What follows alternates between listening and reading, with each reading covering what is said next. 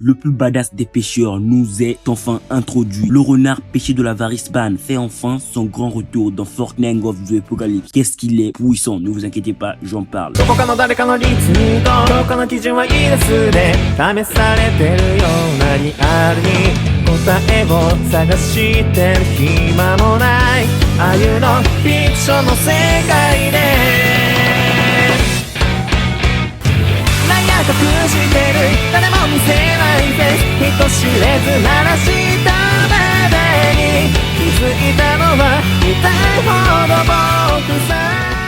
Yo les bros, ici Big Manga, j'espère que vous allez bien car perso ça va. Alors aujourd'hui nous nous retrouvons pour la review, analyse des chapitres 129 et 130 ou encore du premier et du second chapitre de la seconde partie du manga des 4 chevaliers de l'Apocalypse. Deux chapitres juste incroyables, marquant enfin un saut de temps de l'histoire, ce qui a été juste incroyable de la part de Nakaba. Nous avons possiblement le teasing de la future mort de Ban, son apparition réelle dans l'histoire, une démonstration de force démentielle de sa part bien évidemment, un Lancelot inconsolable et enfin, je sais bien que vous ne l'avez pas du tout vu venir, la théorie la plus plausible sur l'apparition de Merlin dans l'histoire. Car ouais, d'après cette théorie, Merlin serait bel et bien déjà apparu dans l'œuvre et avec cette seconde partie, on peut compter 2 apparitions de sa part. Ne vous inquiétez pas, j'en parle au cours de cette vidéo. Avant de vraiment débuter la vidéo, je vous invite à aller mater la vidéo sur les races dispo sur la chaîne, juste pour le soutien. Car je sais que la vidéo a bidé, mais bon, pour le soutien et plus de courage à continuer sur ce genre de vidéo, allez mater. Si les stats sont bons à l'avenir, je produirai probablement plus de contenu de ce genre. Donc allez mater. Je compte sur vous. Bien sûr, ne laissez pas vider cette vidéo, ouais, car likez, partagez, abonnez-vous et commentez aussi cette vidéo. Sur ce, parlons vraiment de ces chapitres. Nous nous sommes quittés la dernière fois, précisément sur la fin de la première partie du manga, avec la mort de Percy, marquant ainsi le jour où Arthur décida d'envahir la Grande-Bretagne avec sa troupe de chevaliers, les 4 périls. Nous avons donc une page color marquant le début de cette seconde partie, avec bien évidemment les péchés, ce qu'on s'agit énormément qui finissent. De me donner vos avis là-dessus. Nous sommes donc d'entrée de jeu, dirigés vers une prémonition future de Guenièvre, pas une mais 2 prémonitions. Sur un futur un peu lointain, nous montrons Lyonesse complètement mise à feu, avec les habitants n'ayant nulle part où aller, et quelques chevaliers sacrés tués par les chevaliers de Camelot. Et c'est en fait de cette seule case que la théorie sur Merlin a pris plus d'envergure, car après avoir vu à 2 reprises un perso semblant être random, on peut tout simplement nous demander si Merlin est-elle déjà apparue dans l'œuvre. Lors du petit voyage de Nakaba en Espagne, il a eu à dessiner certains croquis de certains persos dans Merlin, et en prenant en compte les croquis de cette dernière, surtout celle avec cette forme de vieille sorcière, on peut tout simplement voir que ce même perso qui est possiblement Merlin apparaît lors du chapitre concernant le petit teasing de l'apparition de Govan dans l'histoire, puis réapparaît dans cette vision de Guenièvre. Si ce croquis a vraiment été une autre version de Merlin, alors ce perso serait tout simplement Merlin. Et donc cette dernière serait déjà brièvement apparue dans l'œuvre lors du chapitre sur le teasing de l'apparition de Govan. D'après moi, cette théorie prend plus d'envergure dans ce chapitre, avec le chapitre 129, car je ne vois pas trop l'intérêt de redessiner un perso random à 2 reprises sans but précis, et en plus en s'inspirant d'une version faite autrefois de Merlin bien évidemment. Donc même si vous prenez cette info avec des pincettes, sachez que c'est grandement possible que ce soit le cas. Cette théorie est grandement plausible d'après bien évidemment ce dessin de Nakaba fait en Espagne. Mais bon, c'est un jamais.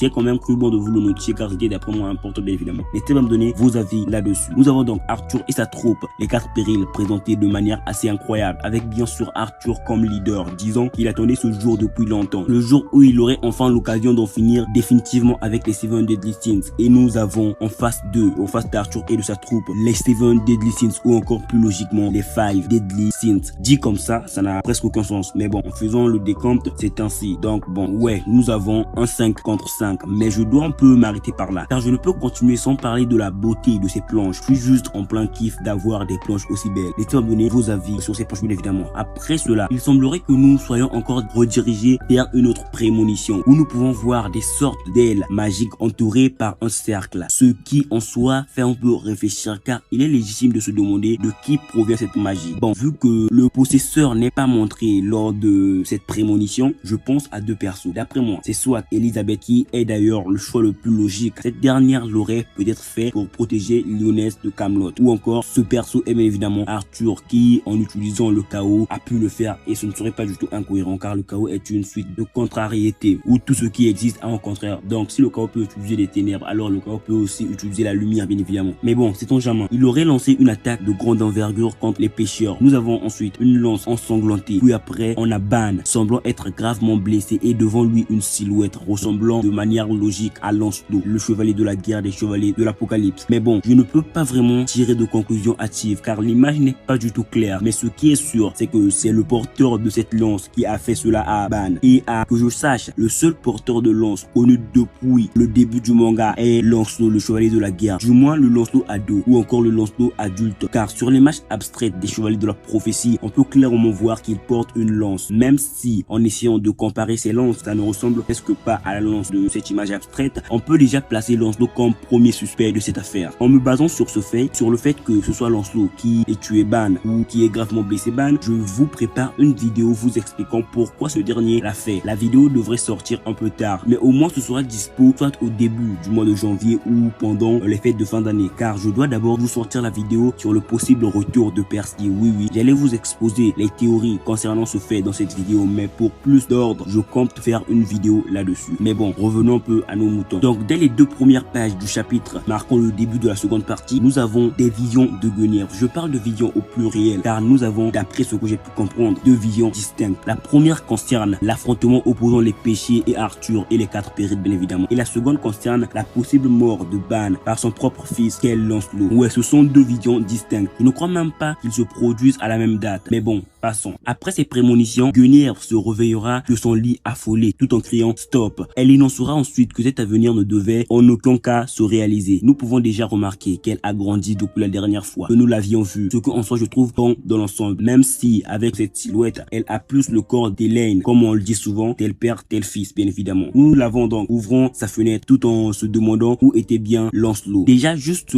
fait prouve d'après moi que la personne qui a blessé mortellement Ban dans cette prémonition est l'autre que Lancelot, son fils. Car je ne vois pas trop l'intérêt de dire cela juste comme ça. Mais bon, vu ce qui va bientôt se passer entre les deux, c'est peut-être normal. Nous avons les habitants du royaume éternel la saluant, tout en remerciant Arthur pour ce royaume idyllique qu'il leur a créé à eux, les humains. Guenièvre, regardant le paysage, notera juste à quel point tout était si magnifique, avec un verdoyant à perte de vue, des gens souriants et tous heureux. Le défaut de tout ceci n'était pas vraiment le fait de cette paix factice, mais du prix que d'autres ont dû payer et payent même à l'heure actuelle pour leur assurer à eux, les habitants de Camelot, une vie aussi parfaite, sans fléaux comme la mort, la guerre, la famine et la peste ou l'épidémie, ou bien la maladie bien évidemment. Ouais, le prix que les habitants de la Grande-Bretagne doivent payer est bien trop lourd. Nous pouvons aussi voir que le royaume éternel n'est pas encore complètement terminé. Donc la Grande-Bretagne n'avait pas encore été complètement détruite. Et avec quelques plans sur des oiseaux, nous sommes directement redirigés vers la Grande-Bretagne, avec déjà un petit plan sur un lopin de terre nous montrant à quel point le royaume éternel avait ravagé Britannia. On apprend ensuite que 2 ans se sont écoulés depuis la fin du chapitre 128. Ouais, depuis la mort de Percy et la déclaration de guerre d'Arthur, 2 ans se sont écoulés. Nous sommes donc dirigés vers le nord de la Grande-Bretagne avec un ravage monstrueux de Camelot. Nous avons les chevaliers chaotiques, dont 2 des 4 périls, Ironside et Pelgard, venus demander aux habitants du village de Vania de choisir entre venir vivre avec leur ville dans le royaume éternel ou de recevoir un châtiment pire que la mort. Ces derniers refuseront en leur disant à la place de leur rendre leur rivière, car sans cela, ils ne peuvent plus fabriquer la meilleure bière de Britannia. Nous pouvons voir une ancienne tête, bien évidemment, de Nanatsu, un perso random, mais bon, il était quand même important lors du mini-arc concernant sa ville. Je parle bien évidemment du petit garçon qui a défendu sa ville contre Gilsander, si je ne m'abuse, connu sous le nom de Mind, qui a bien grandi et n'a pas changé de caractère, cherchant toujours à protéger sa ville. Et pour que les chevaliers chaotiques comprennent qu'ils n'étaient pas les bienvenus dans leur ville, Mind bondira avec sa hache sur eux, tout en leur disant qu'ils en avaient assez d'eux. Mais malheureusement pour lui, son attaque sera stoppée par un chevalier chaotique se nommant Altabain, maîtrisant une magie lui permettant de manipuler le son. En fait, sa magie se nomme Echo. Echo est un pouvoir magique de type transformation, permettant à Altabain d'amplifier les sons jusqu'à les rendre 10 fois plus puissants. Il semblerait que pour utiliser sa magie, Altabain ait besoin de concentrer de l'énergie magique dans des matériaux sensibles aux vibrations comme le métal de ses gantelets boucliers. Parmi les techniques liées à ce pouvoir magique, on note l'explosion sonore ou l'écho explosif, permettant à Altabain d'amplifier un son produit par l'adversaire pour ensuite le rediriger directement dans ses tympans jusqu'à les faire exploser. Et aussi la magie sonore de ce dernier rappelle la technique d'affection par son personne de Dozu Kinuta dans l'univers de Naruto, même si je ne me souviens pas du tout du perso. Voilà. Et pour pouvoir contrer ce pouvoir magique, il faut pouvoir l'attaquer sans produire de son, ce qu'il pense être impossible pour tout humain, bien évidemment. Il utilisera donc l'explosion sonore mort sur Mind, ce qui explosera les tympans de Mind, lui mettant ainsi hors d'état de nuire. Il l'a fait car il n'y avait pas besoin de l'intervention des 4 périls pour ce genre d'affaires. Puis d'un coup, un ancien perso arrivera sur place sans produire aucun son et ensuite, lorsqu'Altabain remarquera sa présence sans aucun bruit, son cœur lui sera arraché, son cœur sortira de sa poitrine, lui montrant ainsi qu'il existe bel et bien des humains qui peuvent combattre sans produire de son. Nous avons donc ce dernier tué d'un coup, puis son cœur sera balancé vers Ironside qui le divisera en 4 avec sa magie élémentaire. En voyant le perso qui venait d'apparaître, Pelgard dira mot pour mot: quel honneur, qu'est-ce que l'un des Seven Deadly Sins fait ici? Je pensais que ton travail avait pris fin une fois que tu avais vaincu le roi démon avec tes compagnons il y a 18 ans. Et nous avons enfin Ban, le renard de l'avarice des Seven Deadly Sins, enfin présenté et enfin introduit dans cette suite dans une case juste folle. Je l'ai extrêmement kiffé. Et aussi ce discours de la part de Pelgard sur ce dernier signifie d'après moi qu'il pense que les péchés capitaux cautionnent peut-être leurs méfaits, ou du moins que quelques péchés cautionnent cela, alors que c'est faux bien évidemment. Ils sont quasiment contre le royaume éternel. Ironside ne tardera donc pas à attaquer ce dernier avec son tartare bien évidemment, les entailles machin, j'ai oublié le nom putain, en lui demandant pourquoi était-il venu seul dans cet endroit. Ne sont-ils pas tous occupés à protéger leur propre terre? Et alors Ban donnera la raison de sa venue. Ça m'a juste fumé. Ce dernier étant ouf, ouais, car il énoncera, je cite: à cause du fait qu'ils aient été occupés à protéger leur propre terre, Britannia a été détruite et maintenant sa bière du soir n'est plus aussi satisfaisante qu'avant. Et sur une case juste folle, ce dernier explosera sa rage envers Ironside car à cause du royaume éternel, sa bibine n'avait plus le même goût. Ouais, il voulait encore une fois de plus sentir la bière, donc voilà pourquoi ce dernier est venu dans ce village. Ce qui en soi nous montre que ce dernier est en ouf, car la raison de sa venue n'est même pas les chevaliers chaotiques ou juste protéger cette ville, mais juste sa bibine qui n'avait plus le même goût. Nous avons donc Ironside propulsé au loin après cette seule attaque de Ban. Ban lui poursuivra et lui assénera un autre coup, lui propulsant ainsi sur un autre lopin de terre, mais il pourra facilement utiliser sa magie pour se maintenir dans les airs. Il demandera à ce dernier comment avait-il eu vent de leur emplacement exact, mais bon, c'était complètement une coïncidence car comme je l'ai notifié, ce dernier n'est là que pour sa bibine. Il est en fait tombé sur les chevaliers chaotiques qui menacent la paix de la Grande-Bretagne par pur hasard. Il est là car à Vania, ils font la meilleure bière de la Grande-Bretagne, ce qui nous montre juste la folie du perso, ce qu'en soi je kiffe bien évidemment. Le perso est juste trop dingue, lui kiffe énormément. Nous avons ensuite Pelgard et l'autre chevalier chaotique nommé Milton Duff venant vers Ironside tout en lui demandant s'il avait besoin d'aide, mais ce dernier, aussi arrogant qu'il est, leur dira tout simplement de ne pas s'immiscer dans ce combat, qu'il allait s'occuper seul de Ban. Il invoquera donc avec sa magie un sylphe, mais pas n'importe lequel, car à la différence de Shiot, il invoquera littéralement le gouverneur des sylphes, le roi sylphe nommé Jin, ou plus communément appelé Jenny. Après donc avoir invoqué cet esprit surpuissant bien évidemment, il énoncera que même si Arthur leur avait donné l'ordre d'éviter le combat direct contre les Seven Deadly Sins, lui avait toujours été insatisfait de cet ordre. Il est encore plus vrai si lui, Ban, à la différence des autres pêcheurs, est un humain comme lui. Il est certes un héros, mais à quel point sont-ils différents en termes de capacité, surtout qu'il a la protection élémentaire avec lui. Il veut donc enfin voir le fossé qui lui sépare de l'humain des Seven Deadly Sins, du renard de l'avarice Ban. En écoutant parler d'élémentaire, Ban se souviendra que Shiot aussi utilisait cette capacité, mais Ironside lui dira de ne pas lui prendre à la légère, car il existe une assez grande différence entre les élémentalistes de haut niveau et ceux de bas niveau. Il allait donc lui montrer la différence qu'ils ont. Il balancera donc une première attaque sur Ban, détruisant pratiquement presque